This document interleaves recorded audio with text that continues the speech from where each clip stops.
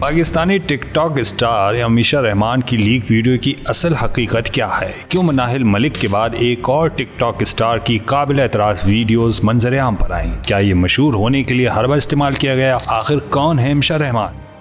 یہ سوالات ہیں جو ہر سوشل میڈیا یوزرز کے ذہن میں گونج رہے ہیں۔ سوشل میڈیا پر چرچا ہے تو صرف امیشا رحمان کا۔ ابھی مناہل ملک کی لیک ویڈیو کا معاملہ ٹھنڈا نہیں پڑا تھا کہ امیشا رحمان کی ذاتی ویڈیو کسی نے لیک کر دی۔ کہیں یہ ویڈیو مبینہ طور پر ڈیٹا بریچ کی وجہ سے وائرل تو نہیں ہوئی؟ بہرحال دیکھا جائے تو امیشا رحمان اس وقت پرائیویسی کی خلاف ورزی کا شکار ہوئی ہیں۔ یہ ویڈیو جو کہ ابتدائی طور پر پرائیویٹ رکھی جانی تھی تیزی سے وائرل ہو گئی، جس پر امیشا رحمان کو کڑی تنقید کا سامنا کرنا پڑ رہا ہے۔ المیہ یہ ہے کہ یوزر نے ان ویڈیوز کو بغیر کسی اجازت اور اخلاقی ذمہ داری کا مظاہرہ نہ کرتے ہوئے دوبارہ سے شیئر بھی کیا ہے، جبکہ کچھ نے محض تفریح کے لیے میمز کے طور پر انہیں استعمال کیا۔ دیکھا جائے تو یہ سب کچھ آن لائن بلنگ اور پرائیویسی وائلیشن کے زمرے میں آتا ہے۔ امیشا رحمان پر تنقید اس قدر بڑی کہ انہوں نے خود کو اپنے تمام تر سوشل میڈیا اکاؤنٹ سے ڈی ایکٹیو کر لیا ہے۔ کچھ ایسا ہی ٹک ٹاکر مناہل ملک نے بھی پرائیویٹ ویڈیوز کے لیک ہونے کے بعد کیا تھا، بلکہ انہوں نے یہ اعلان کیا تھا کہ وہ خود کو ہمیشہ کے لیے سوشل میڈیا سے دور کر رہی ہیں۔ یہاں یہ بھی بتا دیں کہ امیشا رحمان نے انسٹاگرام پر فیشن اور لائف اسٹائل کنٹینٹ سے آغاز کیا تھا اور پھر ٹک ٹاک پر اپنی موجودگی کا احساس دلایا، جہاں ان کی ڈیشنگ اور چارمنگ شخصیت نے دیکھنے والوں پر اپنا اثر قائم کیا۔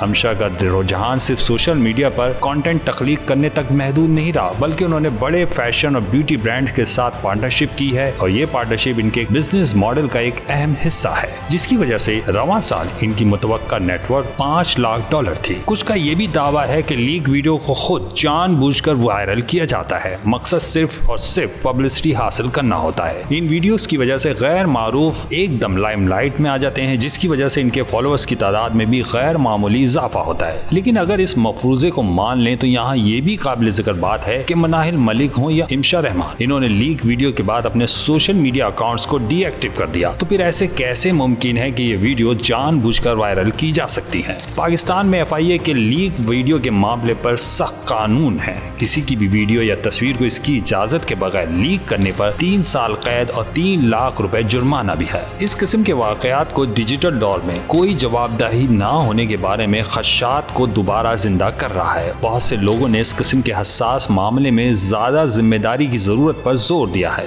بہرحال امیشا رحمان کوئی نئی شکار نہیں، ماضی میں وقفے سے کسی نہ کسی اسٹار یا شخصیت کی ایسی قابل اعتراض ویڈیو منظر عام پر آتی رہی ہیں۔ انہی ویڈیوز کا اثر تھا کہ عامر لیاقت حسین ایسے ذہنی دباؤ کا شکار ہوئے کہ جان سے ہی چلے گئے۔ امیشا رحمان کا social media account D active کرنے کا فیصلہ ڈیجیٹل دور میں عوامی شخصیت کو درپیش چیلنجز کو اجاگر کرتا ہے۔ ان کی پرائیویٹ ویڈیوز کا لیک ہونا نہ صرف ان کی پرسنل لائف کو متاثر کرتا ہے، بلکہ پرائیویسی کے حقوق اور سوشل میڈیا یوزر کی ذمہ داری پر بھی اہم سوالات اٹھاتا ہے۔